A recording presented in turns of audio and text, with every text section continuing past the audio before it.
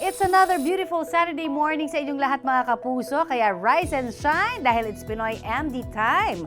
As always, marami na naman po tayong pag-uusapan this morning. At una na riyan, kapag ganito pong magpapasko, naku, usong-uso yung mga tinatawag nating paluwagan. Pero, mas madami pang araw ang naiengganyo kapag ang payout, libreng pagpapatangos ng ilong. So, ito pong rhinoplasty paluwagan namin is total po niya is 64,800 yung package. At gusto nyo bang ma-relax at mawala ang mga sakit-sakit ng katawan? Pero game ka pa rin ba kung ang gagawin na ito madugo yung paraan? Naku, alamin po kung ano ang blood cupping treatment at kung mabisa nga ba yan. Tapos na tayo nag-incision, lumalabas na po yung mga dugo. Pero ang mga dugo lumalabas na yan, mga toxin, mga bad blood po yan. Alamin din natin bakit nga ba nagkakaroon ng ovarian cyst ang isang babae at paano nga ba ito maiiwasan? Maging conscious tayo sa body natin, tapain natin, baka mamaya akala natin tumataba lang, yun pala mayroon ng bukol sa loob. Kikilalanin din natin si Marta na gumaling daw sa kanyang eczema, hindi dahil sa mamahaling skincare o yung anumang medical treatment na sinasabi, kundi sa pagpapasipsip sa linta. Alamin po natin ano nga ba ang leech therapy na tinatawag na yan. According to Ayurveda medical system, any skin condition, even though it's psoriasis, eczema, dermatitis, whatever it comes under because of the blood is contaminated. Pero before anything else, makakasama po muna natin ang ating resident internist na si Doc Oye para sagutin naman ang inyong mga health-related concerns. Kaya abangan ang lahat ng yan. And we're back dito pa rin po sa Pinoy MD. Ngayon naman ay makakasama po natin ang ating resident internist na si Doc Oye para sagutin ang mga health-related concerns na inyo pong pinadala sa amin this morning. Doc Oye, good morning! Good morning, Connie, at good morning po sa ating mga kapuso. Simulan na po natin ang pagsagot sa inyo pong mga tanong. Doc Oye, ito na yung mga ipinadalang katanungan ng ating mga kapuso. Una na po riyan ay mula kay Jeng David. Ang tanong niya, totoo nga ba daw, Doc, yung tinatawag na lamig sa katawan? Nako, Jeng, yung lamig actually sa medical terms, yan yung tinatawag naming muscle spasm. No? So, pero nakagawian siyang tawaging lamig kasi doon sa mga hilot or sa mga matatanda, pagka hinahawakan nila yung parte na naninigas, ito ay malamig. No? Maraming sanhi ito. Unang-una na dyan, dehydration or kung kulang ka sa sustansya ng mga mineral or sa asin tulad ng sodium or minerals tulad ng potassium, magnesium or calcium. Lahat ito ay maaaring magdulot ng tinatawag nating muscle spasm or iba tawag nila muscle cramps. Eto pa, from Arian Angeles Marcelo Acero. Pwede raw bang hindi uminom ng maintenance kapag may diabetes?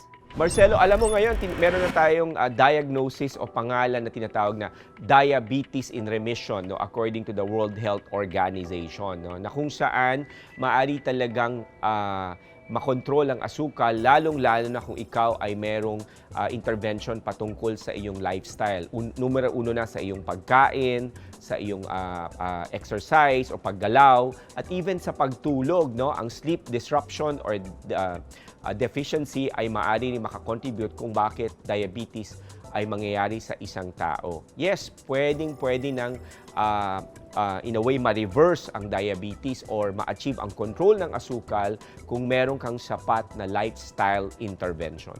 Dok, tanong naman ni Jeremy Onida, totoo bang kusang mawawala ang hemangioma? Jeremy, kung ito ang sinasabi mo ay yung infantile hemangioma, oo naman, ang hemangioma ay isang akumulasyon lang yan o pag-ipon ng mga ugat natin or blood vessel na tinatawag sa balat. No? So normally, bago pa mag-isang taon ng isang bata, kung pinanganak siya na merong hemangioma, lalo na kung ito'y superficial lamang, maaari itong mag-cause ng tinatawag nating involution or kung saan mag-disappear nga yung hemangioma habang lumalaki yung bata. And last but not the least, mula kay Annaliza Oranza, may kinalaman ba ang sakit ng ngipin sa pananakit ng ulo? Okay, Annalisa, maaaring ito ay konektado, no? Lalo na kung pag-uusapan natin yung supply ng kuryente or yung nerve na nagsusupply doon sa ating bahagi ng ating muka, doon sa iyong batok or muscle sa iyong noo, no? at meron din tayong ugat na konektado naman na nagsusupply din sa ating ipin. No? So yung mandibular nerve kasi nakabahagi ng main na nerve na tinatawag nating trigeminal nerve, ito ay merong isang ugat, no? Or kumbaga branch ng ugat yung na siyang nagsusupply sa ating ipin. At itong trigeminal nerve nga, ito'y tatlong bahagi. No? Halos bawat bahagi ng ating mukha mula sa noo hanggang sa even sa ating dila, no? Maari itong mag-supply, no, ng sensation. No? Itong tatlong bahagi na ito ay merong sensory kung saan makakaramdam ka nga ng sakit. No? Meron din itong innervation na dinudulot na motor, yung isang kabahagi nito, yung tinatawag na nating mandibular nerve. Thank you so very much sa lahat ng mga nagpadala ng kanilang katanungan. Keep on sending those questions, mga kapuso, no, sa iba't ibang mga social media platforms ng Pinoy MD at susubukan po namin sagutin yung mga yan. Samantala, magbabalik pa rin po ang Pinoy. From this to this. Ganito raw kalaki ang ipinagbago sa balat ng 43 years old na si Marta. At ang kanyang sikreto, hindi raw mamahaling skincare o makabagong mga treatment, kundi ang mga literal na clingy na linta. Bata pa lang daw, madalas nang magka-eczema si Marta. Nagsisimula siya dito sa kamay, nung mga high school na ako nasa paa ulit. Ang nagtitrigger sa kanya is yung pagkain ng mga malalansa tulad ng egg, chicken, tsaka mga seafoods. Nakalakihan na nga raw ito ni Marta. Pero ang pinakamalala ay nang bumalik daw ito noong 2020. Ang kanyang mga binti nangitim, nagsugat at nangaliskis. Masakit siya eh, hindi ka makatulog ng maayos. Pag lumalabas naman, usually naka-pants ako, kaya para hindi makita, ganyan. Nakailang balik na raw si Marta sa dermatologist para magpagamot. Pero ang kanyang eczema, pabalik-balik lang din. Dahil desperado nang gumaling, susubukan na nga raw din sana niyang magpatawas. Nakulam or nakaaway daw ba ako, naiinggit ba sa akin, ganun. Hanggang sa ilang buwan pa lamang ang nakakaraan, nabalitaan daw ni Marta ang tungkol sa isang kakaibang treatment. Ang tawag dito, leech therapy, na matagal nang ginagawa sa bansang India.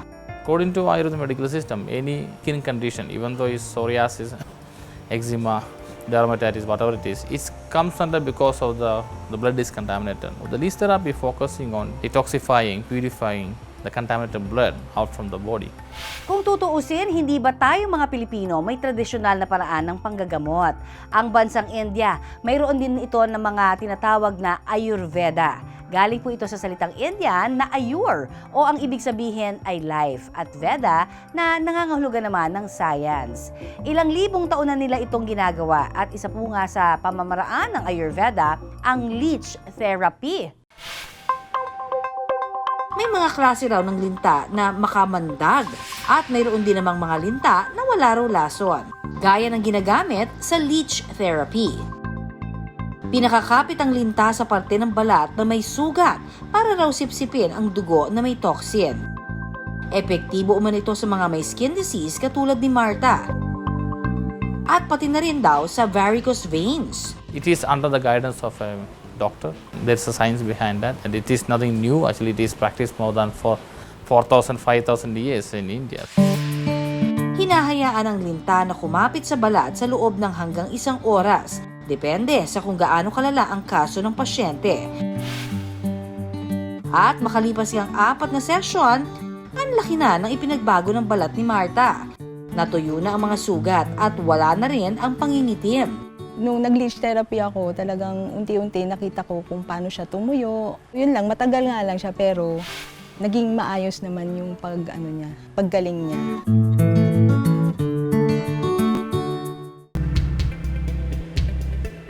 Nang araw na yon, bumalik si Marta para sa isa pang session.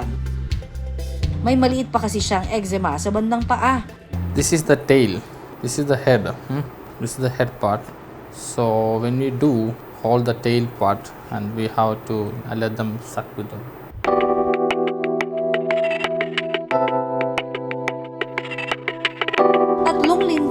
kinakapit sa kanyang sugat.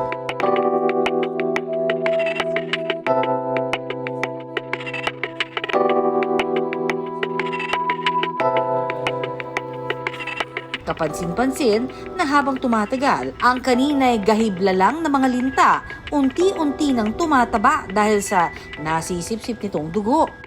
May konting kirot pero okay lang. Pero mas nararamdaman ko yung medyo makati-kati siya. Makalipas ang 45 minutes, binudburan ng turmeric ang mga linta. Ito raw ang paraan para bumitaw sila sa pagsipsip. Pagkatapos, kailangan daw ipasuka sa mga linta ang kontaminadong dugo na nasipsip nito. The blood the leeches suck from the area is contaminated, so we have to really omit the leeches, because if you don't make the leeches omit the contaminated blood they suck, they will also get kind of sick, or sometimes they die. Ang pagsailalim sa leech therapy, sinabayan ni Marta ng pagiging mapanuri sa kanyang mga kinakain. Iwas na sa malalansa at mamantika. More on fruits na raw ang kanyang kinakain. Safe and effective nga ba ang leech therapy? Lalo't ito lang daw ang bukod tanging nakapagpapagaling sa eczema ni Marta.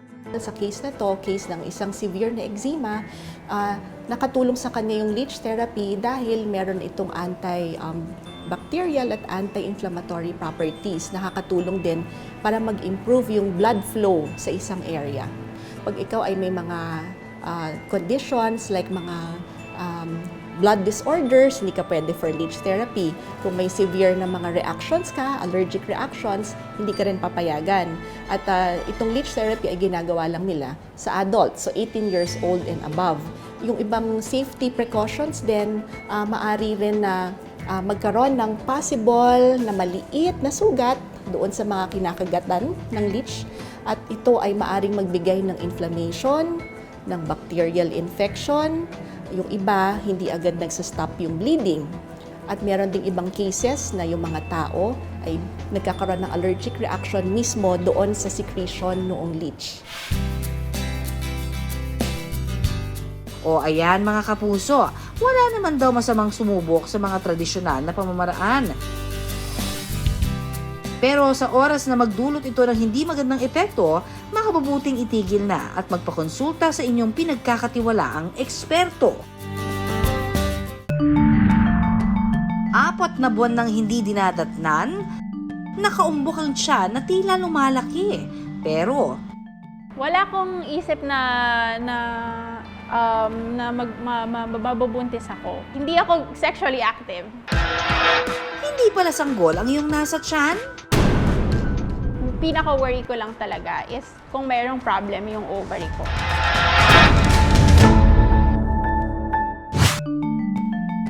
Pangarap ni Hannah ang maging isang ina.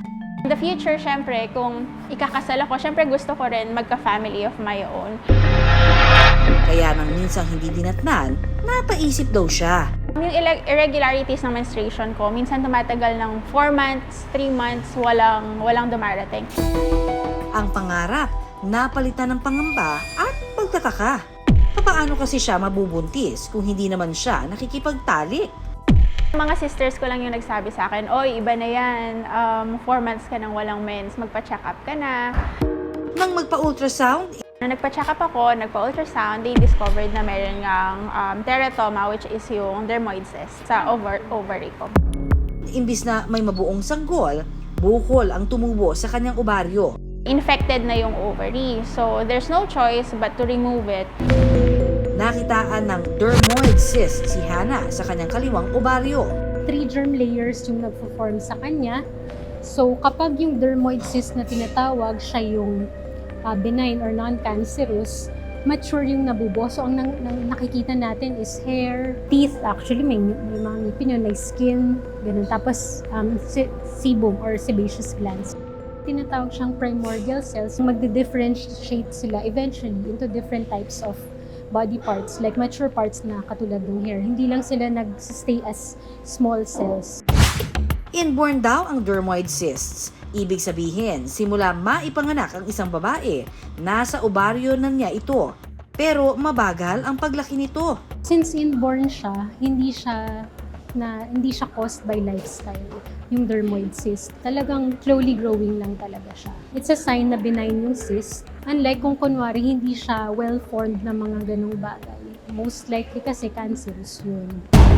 Mararamdaman lamang daw ito kapag malaki na. Nung lumala na yung menstrual cramps ko, masakit na, umiiyak ako, hindi na ako makatayo. Tapos minsan, alam mo yun, yung pinapawisan ka ng malamig. Ang naranasan ni Hana, hindi lang daw basta dysmenorrhea o pagsakit ng puson. Dati, carry pa, like nakakalabas-labas ka pa, uncomfortable lang siya sa may bandang abdomen or puson. Pero nung time na to, parang ano na siya, meron na siyang, parang tumutusok na siya dito sa left part ng abdomen ko. Tapos kapag pinipindot ko rin, medyo masakit na.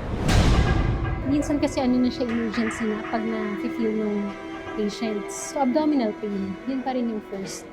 Yung iba naman, kapag medyo mas aware sila sa body nila, nakakapa nila, may malaking bukol sa loob.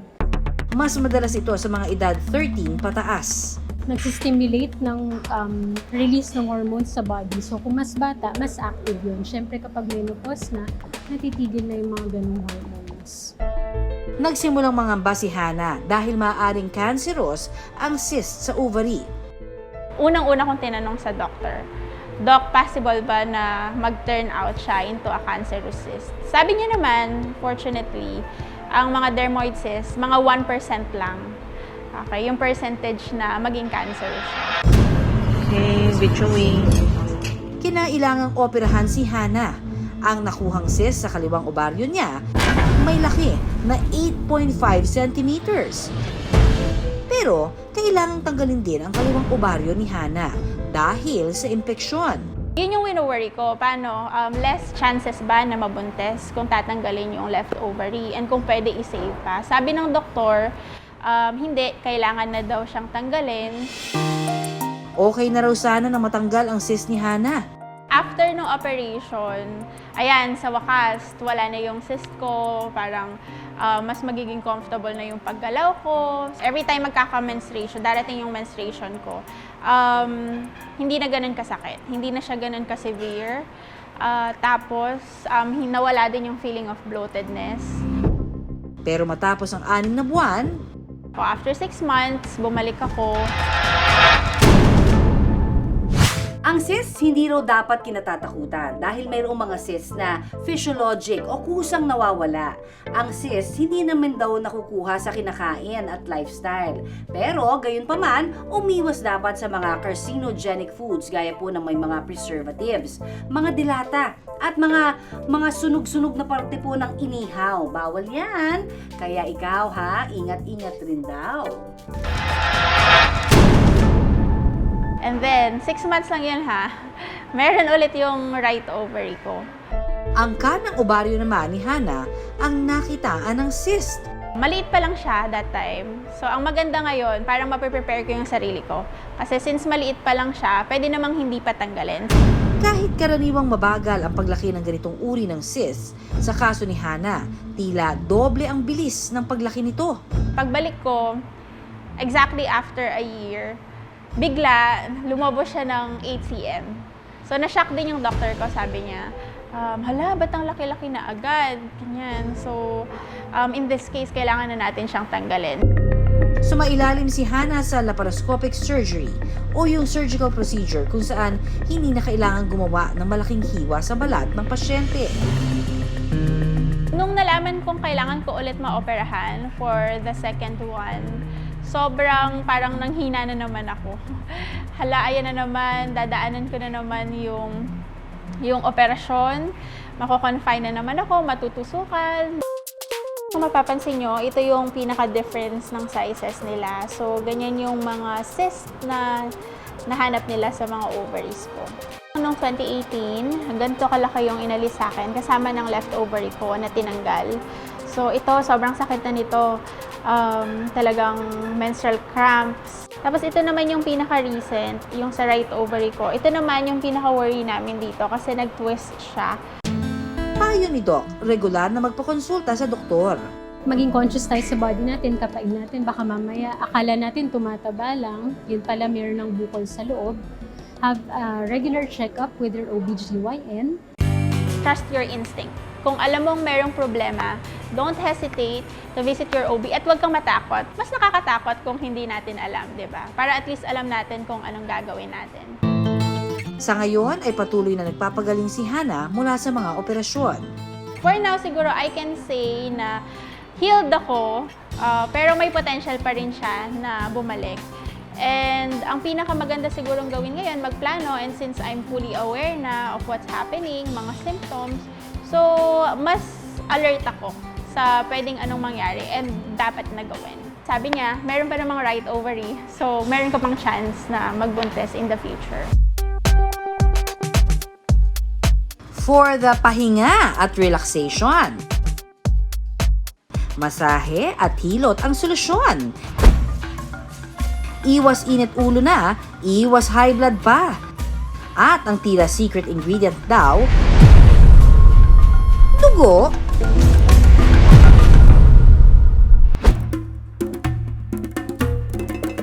Masakit at baka magkasugat-sugat. Ito ang pangamba noong unang masubukan ni Ustad ang tinatawag na blood cupping. Unang beses ko itong subukan, natakot po ako dahil susugatan ka at lalabasan ka ng dugo. Pero nang may sagawa na namin po, alhamdulillah, ay parang kagat lang ng langgam. Nawawala yung mga marurumi mong dugo. Pagkatapos, after 1 week, mawala na po yung scratch sa likod mo. 2004 pa lang, suki na si Ustad ng blood cupping. Mainam daw kasi ito sa kanyang katawan at pakiramdam. Maraming nakita kami na pagbabago at lunas ng karamdaman. Dahil itong ginagawa namin ito ay since 2004 pa po. At every month po, pinaka mababa na 1 beses. 15 taon na ang nakalipas ng una niya raw itong masubukan sa Saudi. Dati po ay lagyang sumasakit yung yung balakang ko, likod, tapos itong batok ko. So nang magsagawa ko ng hijama, alhamdulillah ay nawawala po yun. 3 araw lang ang nakalipas, napansin daw niya agad ang ginhawa. Ito po ay pinakamainam at mabisang panggagamot. Ito yung tatanggalan ka ng dugo, ng mga maruruming dugo, maialis sa katawan mo at yung dugo mag-circulate po ito ulit. Ayon sa Philippine Academy of Acupuncture Incorporated President na si Dr. Webster Lim, isang mabisang alternatibo raw ito sa paglilinis ng ating dugo. Ang blood ventosa or tinatawag po nating wet cupping ay isang mabisang paraan upang mapalitan ang dugo natin sa katawan at mailabas ang mga toxins or na-accumulate na dumi sa ating dugo. Ang blood cupping therapy ay isang forma ng alternative medicine para ma-relieve ang muscle tension sa ating katawan. Samut-sari din daw ang benepisyo nito. Ang hijama ay isang practice sa Islam na ang ibig sabihin ay suction sa salitang Arabic. Isa po itong paraan ng detoxification o yung pagtatanggal ng toxin sa ating dugo. Pero ang practice na ito pwede raw kahit kanino. Kakasaka ba, kapuso? Pwede po ito i-practice po kahit non-Islamic practitioner po as long as you follow the proper paglinis, pag-disinfect ng katawan at alam nyo po yung steps po kung paano po ito gawin po. Isa po itong form of treatment in the other countries, ang tawag po nila dito is al-hijama. Pinapractice po yan sa mga Middle Eastern countries po. Pero dahil may kasamang dugo ang paraan nito, taas kilay daw ang iba noong una. Ang sabi nila baka masakit daw. Actually, when they are performing that one, kung nandoon na sila, nagpa-process na kami sa mga procedure, ay hindi pala masakit, masarap pala yung pakiramdam. Wala pa naman kaming nai-encounter na complaint, alhamdulillah. Being a practitioner of Hijama Center for Health, Bago sumabak sa blood cupping treatment, inaabisuhan muna ang mga kliyente na huwag kumain.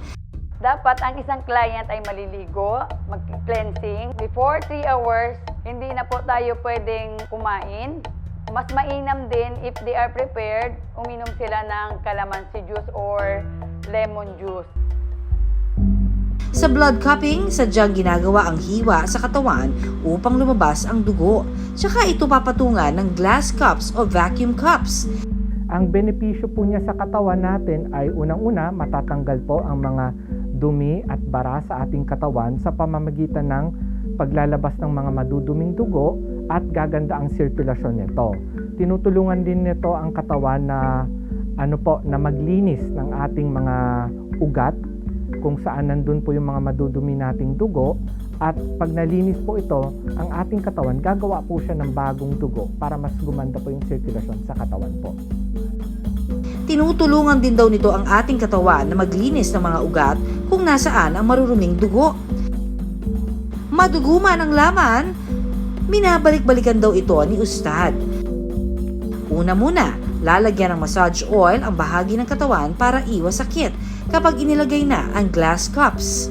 Cupping tayo. Maglalagay na tayo ng point. Yan talaga yung first na point. Sinisimulan ito sa dry cupping ng 5 minuto. Pagkatapos ito na raw ang literal na madugo, ang wet cupping.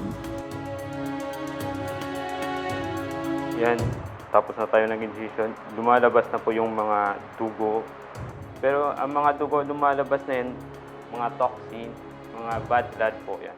Ang paghihijama po ay hindi deep in to the skin ang pag-incision, which is doon lang talaga sa part na sa upper layer talaga ng skin. Hindi po siya parang masusugatan ka. From 1 to 10, yung rate ng iba is only 2. Mag-expect po tayo na talagang sadya tayong magpapahiwa. Usually, ang hiwa naman po natin is between 0.1 to 0.2 cm lang po. Mababaw lang po siya. So, expected po na meron siyang markings. Pinatatagal ang wet cupping ng 5 minuto. Relax muna sir, no? Check. Meron, okay na? Ang sarap ng pakiramdam. Medyo na gumagaan yung magaan yung likod ko. Pakiramdam dahil unti-unti na lumalabas yung maruming dugo. Parang kagat lang ng langgam.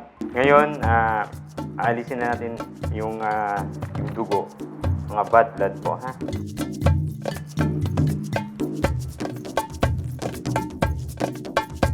Last procedure natin ay ng hijab pagkatapos natin sa maglagay tayo ng oil para madaling makita yung sugat.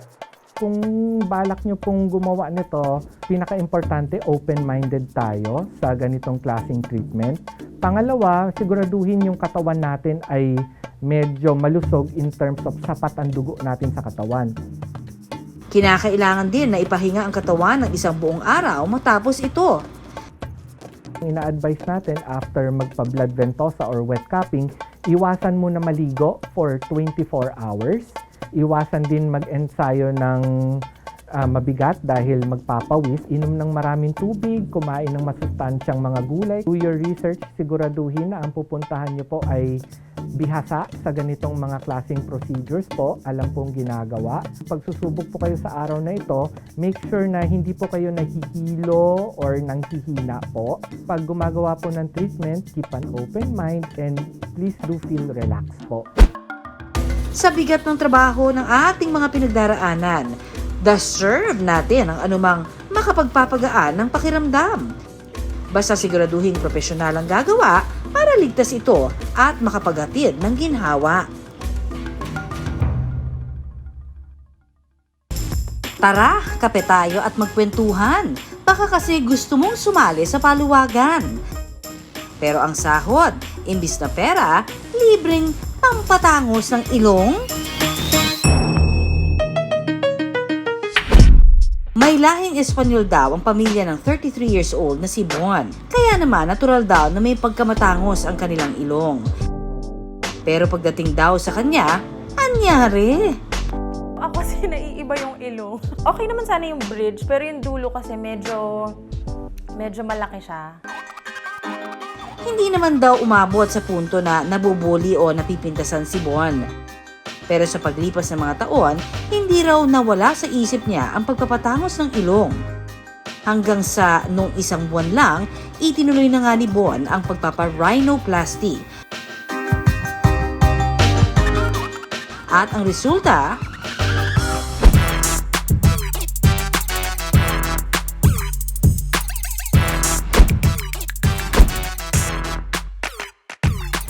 masayang-masaya si Bon sa kinalabasan. Biro nga niya, hindi na raw siya mukhang ampon sa pamilya. Wala pa nagsasabi sa akin ng negative na parang, bakit mo ginawa yan? Siguro dahil sa generation ngayon. Medyo open na kasi yung mga tao sa surgery. Unlike before, pag may pinabago ka, itatago mo pa, hindi mo pa aaminin. Ngayon kasi very open na yung mga tao eh. Parang naging mainstream na nga yung pagpapagawa ng ilong. Parang hindi na siya issue. Sa ngayon, araw-araw na nililinis ni Bon ang kanyang ilong para maging maayos ang paghilom ng sugat.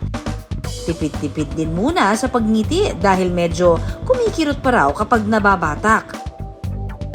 Sa kabuuan, umabot daw ng mahigit 60,000 pesos ang gastos sa pagpapa-rhinoplasty at hindi lahat afford na maglabas ng ganito kalaking halaga ng isang bagsakan. Kaya naman, nagka-ideya si Bon ang simulan ang rhinoplasty paluwagan. So, ito pong rhinoplasty paluwagan namin is total po niya is 64,800 yung package. 50,000 po doon yung sa surgery. Ang pagbabayad po nila, mas nilitan po namin. Nag-range po ito ng 2,700 every 1530. So, every month, total po niya is 5,400. Sa ngayon, ang rhinoplasty paluwagan na sinimulan ni Bon, mayroon ng 12 miyembro. At sa January next year, may maswerte ng sasailalim sa bonggang transformation. Ang magsasagawa ng rhinoplasty sa maswerteng mabubunot ang siyang cosmetic surgeon din na gumawa sa ilong ni Bon, si Dr. Edmond C. Wenko. Ayon sa kanya, ang rhinoplasty ngayon mas safe kung ikukumpara sa pamamaraan noon. In our clinic, usually ginagawa namin siya is under sedation. Ibig sabihin po nun, tulog yung pasyente from start to finish. Yung material din na ginagamit ngayon is different now compared before.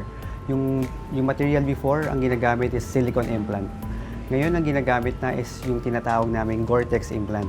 Yung Gore-Tex implant po is nagsisimulate siya na parang buto mo siya. Then, nag-harvest na ng ear cartilage na nilalagay sa tip. Mas tanggap na rin daw ngayon sa lipunan ang pagsasailalim sa iba't ibang self-enhancing procedures. Nung araw, pagka nagpagawa ka ng ilong, ang tawag sa'yo, parang retokado. So parang kasalanan, parang gano'n na actually ngayon sir is parang tinatawag, parang status symbol. Ibig sabihin, yung binigay sa'yo is ine-enhance mo pa. Hindi mo siya pinapabayaan, pinapaganda mo pa. And yung mga patient ngayon, proud pa sila na nagpagawa. Naka-document yun from start to finish, 1 month to 1 year, naka-document talaga sila. Alam niyo ba na isinasagawa ang rhinoplasty hindi lamang for aesthetic purposes? May mga kaso raw kasi na kung tawagin functional rhinoplasty. Ibig sabihin, isinasagawa ang pagpapatangos ng ilong para ma-improve ang breathing ng pasyente. So, ang rhinoplasty hindi lang pala para sa pagpapaganda, kundi para na rin sa ating overall health. Paalala lang ni Doc Edmond sa mga nagbabalak na sumailalim sa self-enhancing procedures, kilalanin munang maigi ang inyong doktor. Siguruhin na isa siyang lehitimong eksperto at hindi yung mga tinatawag na fly by night, yung bang pagkatapos gawin ang procedure, bigla na lang naglalaho. Kasi marami ngayon na yung iba, naging assistant ng dating doktor, nagpapanggap na kaya nilang gawin yung procedure na yon. And second is dapat handa ka. Hindi ka lang dapat na pressure or sinabihan na hindi maganda ilong mo, magpagawa ka. Kasi ang pagpapagawa ng ilong, it's not an overnight procedure. Mahalaga rin ang tinatawag na aftercare. Sundin ang lahat ng bili ng doktor dahil kung hindi, baka hindi rin maayos ang kalabasan. And make sure na bumalik sa inyong cosmetic surgeon para sa follow-up. Tungkol naman sa pagsali sa anumang klase ng paluwagan, mahalaga na maging maingat at mapanuri rin Lalo't madalas, honesty system ang pinaiiral dito. Huwag basta magtitiwala, lalo na sa hindi natin kakilala. Dahil baka ang perang pinaghirapan, mawala sa isang iglap lang. Ika nga, kung gusto, may paraan. Kaya para sa mga nais magpa-enhance ng kanilang mga ilong pero hindi kaya ng budget, nakahanap ng solusyon sa pamamagitan ng paluwagan. Only in the Philippines lang yan! And there you have it mga kapuso, nakaisang oras na naman tayo ng masaya at makabuluhang kwentuhang pangkalusugan. Thank you sa lahat ng mga tumutok this Saturday morning at gumising na maaga para samahan kami. Ako po ang inyong kaagapoy sa kalusugan, Connie Season, pansamantalang magbababay muna sa inyo. See you next Saturday. At syempre tandaan, iisa lamang ho ang ating katawan, kaya dapat lamang natin itong pangalagaan. At ako naman po si Doc Oy, ang inyong internist at health and wellness expert. Unahin ng kalusugan at lagi pong tumutok dito sa programa kung saan kayo. At ang inyong kalusugan ang laging number 1. Dito pa rin sa nag-iisang tahanan ng mga doktor ng bayan. Ito po ang Pinoy MD. Pinoy sa lahat ng katawan, kaya dapat itong pangalan.